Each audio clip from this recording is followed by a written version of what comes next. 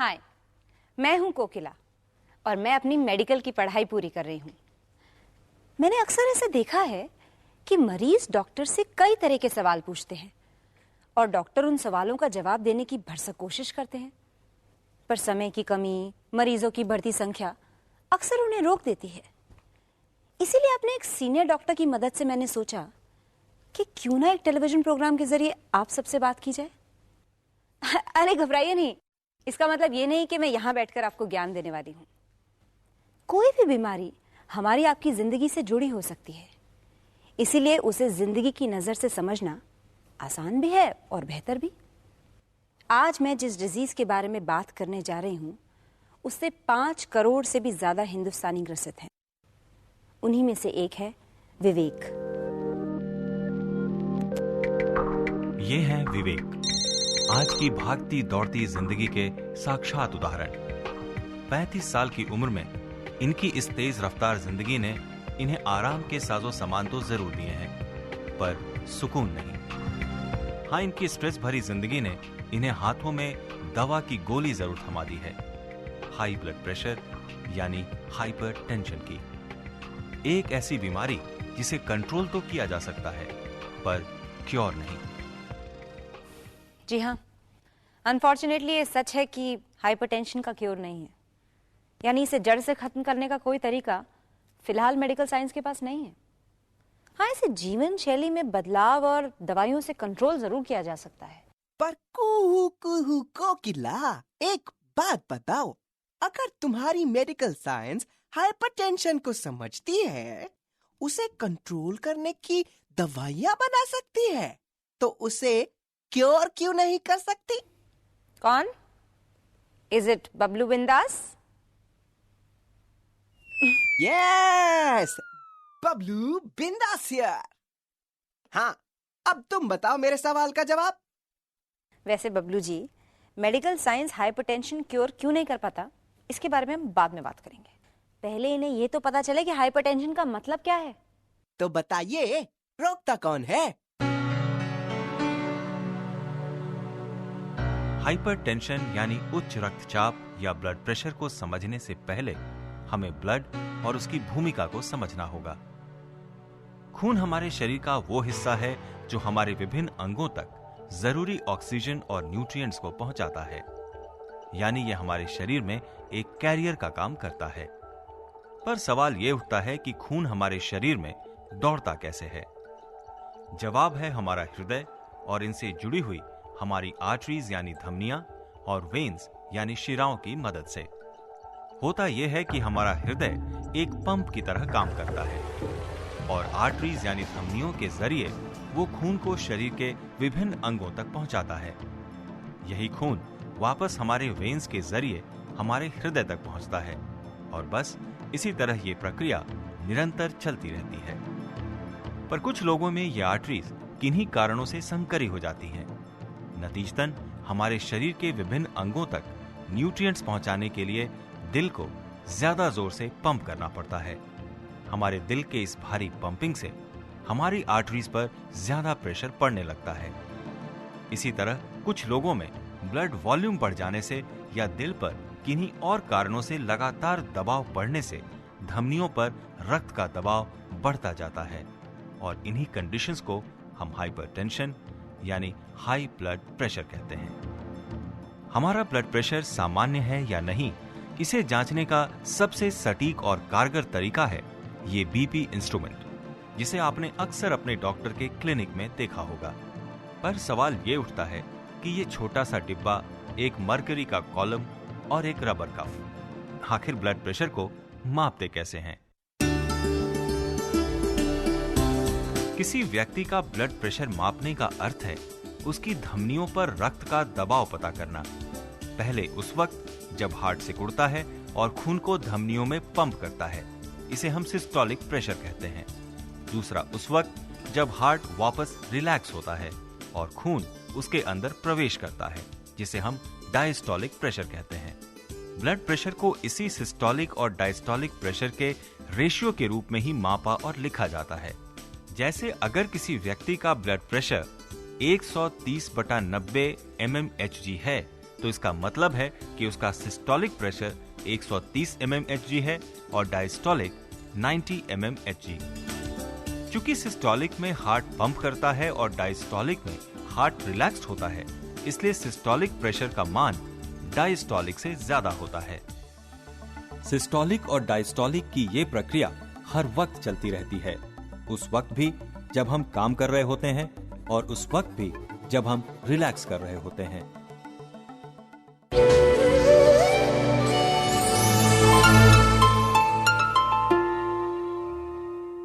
Welcome back. अरे बबलू, ये क्या कर रहे हो? अरे ये खेलने की चीज नहीं है, रखो इसे, चलो। हाँ पता है, इससे तुम लोग ब्लड प्रेशर मेजर करते हो। हाँ तो ये कि तुम लोग ये स्टेथोस्कोप कान में लगा के मरीज के हाथ पर पट्टी बांध के पारे पर नजर गड़ाए रहती हो और फिर थोड़ी देर बाद पट्टी खोलोगी और बोलोगी, कुहू जी ये है आपका ब्लड प्रेशर। तुम्हें कैसे पता चलता है कि सिस्टोलिक प्रेशर कौन सा है या डायस्टोलिक कौन सा?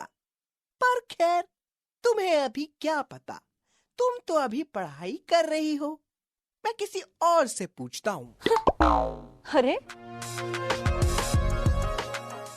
डॉक्टर के टेबल पर अक्सर दिखने वाली इस छोटी मशीन का एक बड़ा सा नाम है स्फाइग्मोमैनोमीटर। डॉक्टर कफ को मरीज के बाजू में बांधकर वाल्व द्वारा हवा को प्रेस करते हैं और वाल्व को कसते जाते हैं, जिससे कफ में हवा भरती जाती है और बाजू पर दबाव बढ़ता जाता है। इसकी वजह से मरकरी कॉलम ऊपर चढ़ता जाता है। डॉक्टर स्टेथोस्कोप द्वारा हाथ के पल्स सुनता रहता है। एक समय ऐसा आता है जब कफ में हवा का दबाव धमनियों में रक्त के दबाव से ज्यादा हो जाता है और डॉक्टर को पल्स सुनाई नहीं देता। इस पोजीशन पर मरकरी कॉलम जिस पॉइंट तक पहुंचता है उसे ही सिस्टोलिक प्रेशर कहते हैं। ये पोजीशन नोट करने के बाद डॉक्टर वाल्व से एयर का प्रेशर कम करना शुरू करते हैं। फिर एक पॉइंट पर आकर कफ में हवा का दबाव धमनियों में रक्त के दबाव के बराबर हो जाता है, जिससे एक बार फिर डॉक्टर को पल्स सुनाई नहीं देता। मरकरी की इस पोजीशन को डायस्टोलिक प्रेशर का रीडिंग माना जाता है। मरकरी का स्तर चूंकि mm में यानी मिलीमीटर में मापा जाता है, इसलिए ब्लड प्रेशर की रीडिंग mm ऑफ मरकरी यानी mmHg में लिखी जाती है। 120 सिस्टोलिक और 80 डायस्टोलिक की रीडिंग को सामान्य ब्लड प्रेशर माना जाता है। सामान्यतः ज्यादा बढ़ा हुआ सिस्टोलिक प्रेशर हार्ट कॉम्प्लिकेशंस की तरफ इशारा करता है। खासकर अधेड़ और वरिष्ठ लोगों में ऐसा होता है कि उम्र बढ़ने के साथ डायस्टोलिक लेवल तो नॉर्मल होता है, पर सिस्टोलिक लेवल बढ़ने लगता है। इस स्थिति को आइसोलेटेड हाइपरटेंशन भी कहते हैं। ये सामान्यतः आर्टरीज के सख्त हो जाने से होती है। अमूमन जब systolic blood pressure 160 millimetre Hg से ज्यादा होता है, तब आइसोलेटेड हाइपरटेंशन की आशंका रहती है। पर जहां तक डायस्टोलिक के बढ़ने की बात है, तो ये माना जाता है कि इसका बढ़ना विशेषकर युवावस्था में स्ट्रोक या हार्ट अटैक की स्थिति पैदा कर सकता है। सिस्टोलिक ब्लड प्रेशर जब बढ़ता है तो हार्ट की रगें फट सकती हैं, बॉडी की रगें फट सकती हैं, वेन्स फट सकती हैं, आंखों में ब्लाइंडनेस हो सकती है। इसके अलावा हमको स्ट्रोक, जैसे मैंने आपको बताया, हो सकता है, या हार्ट अटैक हो सकता है, या और भी सिस्टम हैं जैसे बॉडी में, वो इफेक्ट हो सकते हैं। अब डायस्टोलिक ब्लड प्रेशर हाई होना जो है, ये बड़ा संगीन मामला होता है। इसमें ऐसा होता है कि हार्ट जब रिलैक्स कर रहा है तो उसको रिलैक्सेशन के दौरान पूरा रिलैक्सेशन नहीं मिल रहा है, तो एक तो फटीग हो जाती है, इसमें सांस फूलता है और तमाम लक्षण जो ब्लड प्रेशर के होते हैं वो होते हैं, जैसे हेडेक होना, ब्लड विजन होना, चक्कर आना, घबराहट होना, पैल्पिटेशन होना, सांस फूलना, पैरों में सूजन का आना और आदमी का एग्जॉस्ट फील करना। जब हाइपरटेंशन किसी अन्य बीमारी जैसे कोरोनरी आर्टरी डिसऑर्डर या डायबिटीज जैसी बीमारियों की वजह से होता है, तो इसे सेकेंडरी हाइपरटेंशन कहते हैं। पर 90% लोग जिस हाइपरटेंशन से सफर करते हैं, उसका कोई एक प्रत्यक्ष कारण नहीं है। इसे एसेंशियल हाइपरटेंशन भी कहा जाता है। मोटापा भी इसका कारण हो सकता है और फैमिली हिस्ट्री भी। चिंता और स्ट्रेस भी इसका कारण हो सकता है और उम्र भी। और चूंकि कोई एक वजह किसी व्यक्ति में हाइपरटेंशन होने की ठोस वजह नहीं मानी जा सकती, इसलिए इसका पूरी तरह से इलाज संभव नहीं। यानी यूं कहें कि इसके जड़ का सही पता ना होने से हम अब तक इस बीमारी को जड़ से नहीं मिटा सके हैं।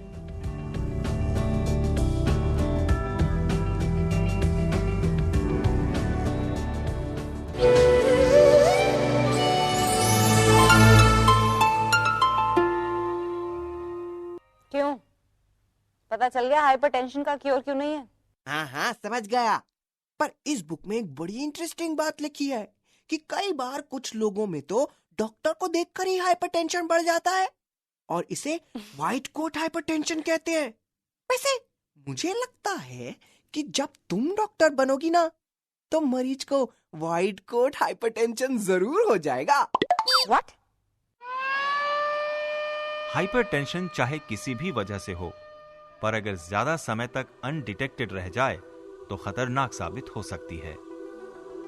इसके आमतौर पर डिटेक्ट न होने का एक खास कारण यह भी है कि इसके लक्षण बड़े सामान्य होते हैं और जल्दी पता नहीं चलते। यही कारण है कि इसे साइलेंट किलर भी कहते हैं। Dizziness, nausea, confusion, headache, loss of vision इसके कुछ लक्षण हैं, पर ये बड़े सामान्य से लक्षण हैं जिसे लोग सीरियसली नहीं लेते।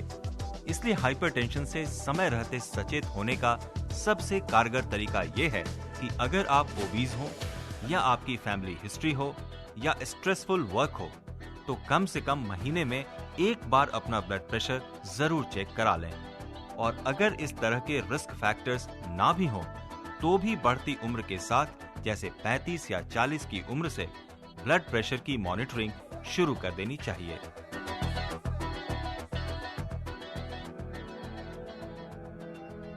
एक बार पता चल जाने पर इसका इलाज तुरंत शुरू कर देना चाहिए।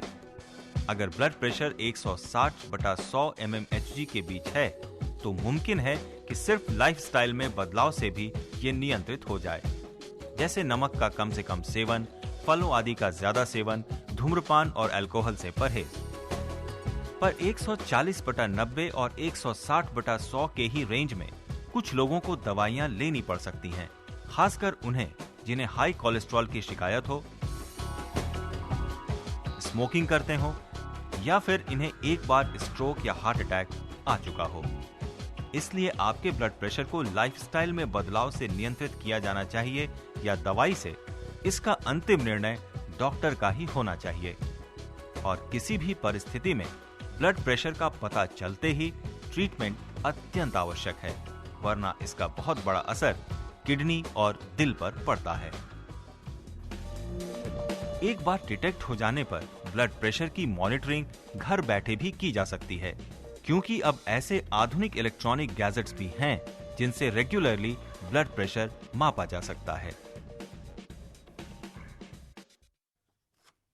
ये तो बढ़िया है। अब लोग खुद ऐसे गैजेट्स लगाकर खुद अपना ब्लड प्रेशर चेक कर लेंगे। फिर तुम लोग क्या करोगे? ठेंगा? तो अच्छा है ना, हमारा टाइम बचेगा। हम उन्हें सीधे दवाई प्रिस्क्राइब कर देंगे।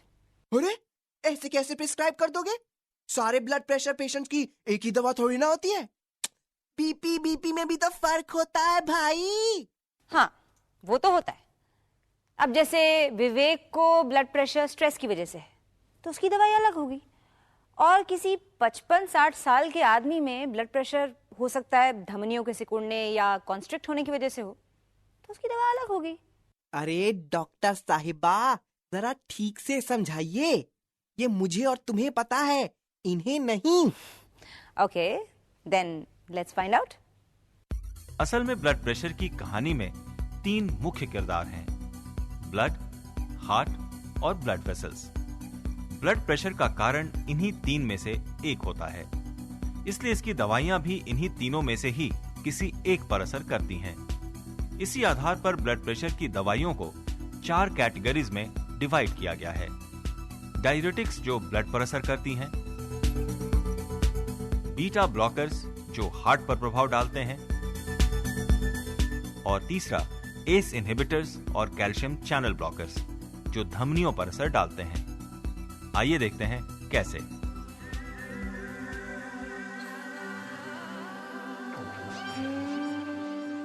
रबर की इस पाइप के जरिए पौधों और गमलों में पानी देते हुए तो हम सब ने देखा है, पर हम में से शायद ही कुछ लोगों को पता हो कि इसके जरिए डायरेटिक्स के काम करने के तरीके को अच्छी तरह समझा जा सकता है। अगर नल को ज्यादा खोल दें तो पाइप के जरिए बहने वाले पानी का वॉल्यूम बढ़ जाएगा और इससे पानी का प्रेशर भी बढ़ जाएगा। पर अगर नल को थोड़ा ही खोलें तो पाइप के जरिए बहने वाले पानी का वॉल्यूम कम हो जाएगा और फलस्वरूप पानी का प्रेशर भी। डायरेटिक पिल्स, जिन्हें हम वाटर पिल्स के नाम से भी जानते हैं, ठीक इसी प्रकार काम करते हैं। ये हमारे ब्लड वेसल्स के जरिए प्रवाहित हो रहे ब्लड में पानी की अत्यधिक मात्रा को कम कर उसके वॉल्यूम में कमी लाते हैं, जिससे ब्लड प्रेशर कम हो जाता है। ब्लड प्रेशर की दवाओं की दूसरी कैटेगरी बीटा ब्लॉकर्स के काम करने का तरीका इस हैंडपंप के जरिए अच्छी तरह समझा जा सकता है। अगर हम इस हैंडपंप को तेजी से चलाएं तो हमारे हाथ पर गिरने वाले पानी का दबाव बढ़ जाता है, पर जब इस हैंडपंप को हल्के से चलाते हैं तो हमारे हाथ पर गिरने वाले पानी का दबाव भी कम हो जाता है। ठीक इसी तरह हार्ट के पंपिंग रेट को कम कर खून के दबाव को कम किया जा सकता है और यही काम करते हैं बीटा ब्लॉकर्स। हार्ट की पंपिंग रेट को बढ़ाने में हमारे शरीर में निकलने वाला एड्रेनलिन नामक हार्मोन जिम्मेदार होता है, जिसे 3F हार्मोन भी कहते हैं। ये फ्राइट, फ्लाइट और फाइट की स्थितियों में उत्पन्न होते हैं। यह हार्मोन हार्ट में उपस्थित बीटा रिसेप्टर्स नामक सेल्स को एक्टिवेट कर देते हैं, जिससे हार्ट की पंपिंग रेट बढ़ जाती है। बीटा ब्लॉकर्स इसी एड्रेनलिन का प्रभाव बीटा रिसेप्टर्स पर रोक देते हैं, जिससे ब्लड प्रेशर कंट्रोल हो जाता है।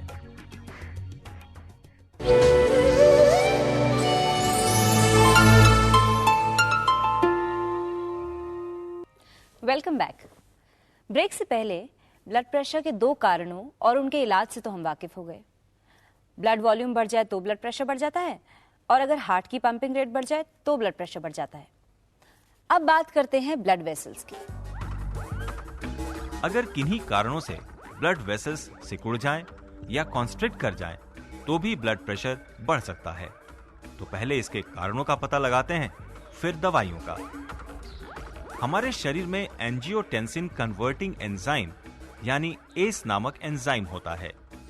ये हमारे शरीर में एंजियोटेंसिन का प्रोडक्शन करता है, जो ब्लड में सॉल्ट रिटेंशन को बढ़ाता है, जिससे हमारी धमनियां आगे चलकर सिकुड़ने लगती हैं। नतीजा ब्लड प्रेशर बढ़ने लगता है और इसे कंट्रोल किया जाता है एस इनहिबिटर्स नामक दवा के द्वारा। एस इनहिबिटर्स एस एंजाइम को ब्लॉक कर एंजियोटेंसिन का लेवल कम कर देते हैं, जिससे ब्लड प्रेशर कम हो जाता है। धमनियों के सिकुड़ने का एक और कारण होता है, और वो है उनके मसल्स में कैल्शियम का जमा होना। इसे नियंत्रित करने के लिए कैल्शियम चैनल ब्लॉकर्स नामक दवाओं का इस्तेमाल किया जाता है। ये ब्लड वेसल्स के मसल्स में कैल्शियम का जाना बंद कर देते हैं या फिर कम कर देते हैं।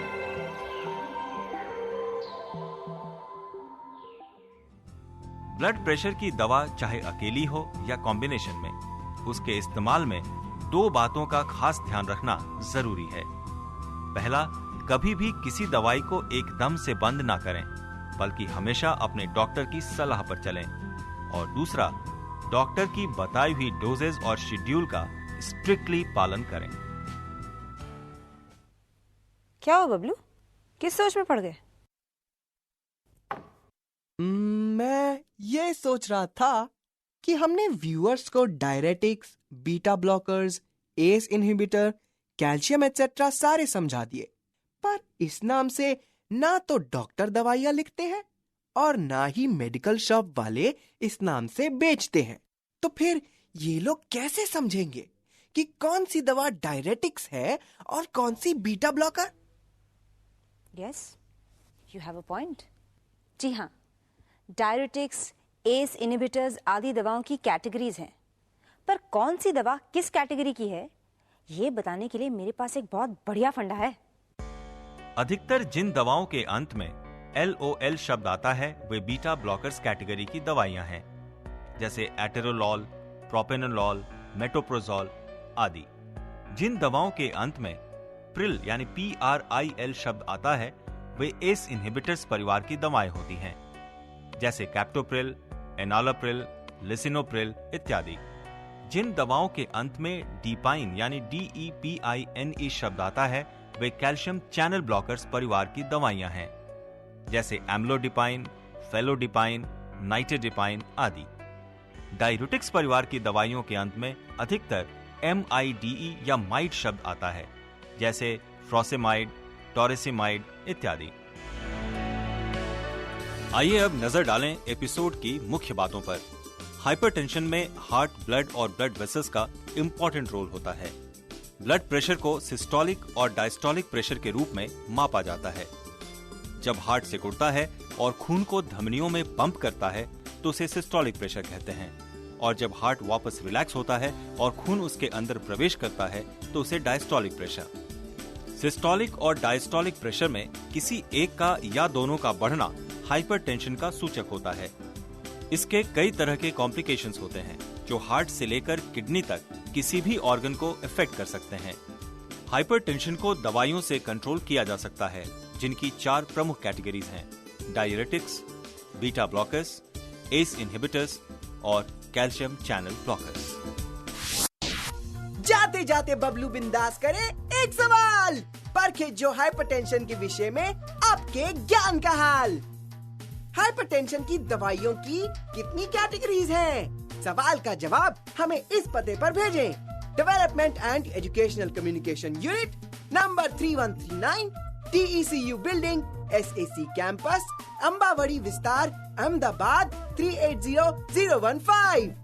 हमारा ईमेल एड्रेस है jigyasa@sac.isro.org। So, that's all from me now. जाने से पहले बबलू जी साइन ऑफ करना चाहते हैं, मगर अपने अंदाज में। हे, अपनी तो पाठशाला ज्ञान की पाठशाला है, जीते रहो। चलिए, बबलू जी की ज्ञान की पाठशाला में अगले हफ्ते फिर मिलेंगे। Until then, goodbye and take care.